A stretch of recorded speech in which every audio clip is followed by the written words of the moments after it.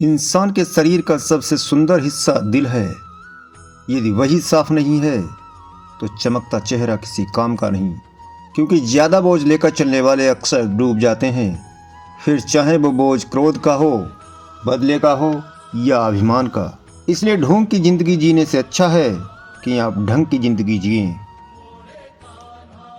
ज़िंदगी में एक उसूल रखें, जो लोग दिल से बात ना करें उनसे कभी भी दिल की बात ना करें। मतलबी इंसान का पता तब चलता है जब वह जिंदगी में आ चुका होता है, और सच्चे दोस्त का पता तब चलता है जब वह जिंदगी से जा चुका होता है। इसलिए किसी भी प्रकार का दुख आप अभी सह रहे हैं तो धैर्य रखिए। ईश्वर सब गिन रहे हैं, और वो जब सुख देना शुरू करेंगे तो आपको सूद समेत मिलेगा। संयोग से जीवन मिलता है और सहयोग से चलता है। कुछ हंसकर बोल दो, कुछ हंसकर टाल दो।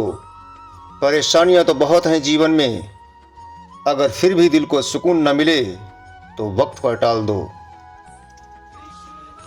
संघर्ष करना उस नन्हे बीज से सीखिए जो जमीन में दफन होकर भी लड़ाई लड़ता है, और तब तक लड़ता रहता है जब तक धरती का सीना चीरकर अपने अस्तित्व को साबित नहीं कर देता।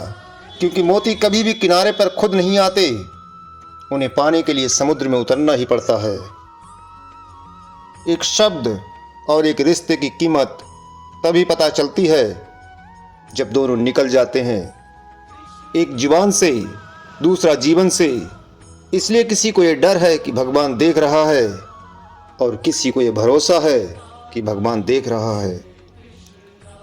इंसान की जिंदगी में दुख इसलिए आते हैं ताकि वो सुख का महत्व समझ सके। क्योंकि रात जितनी काली होती है, तारे उतने ही ज़्यादा चमकते हैं।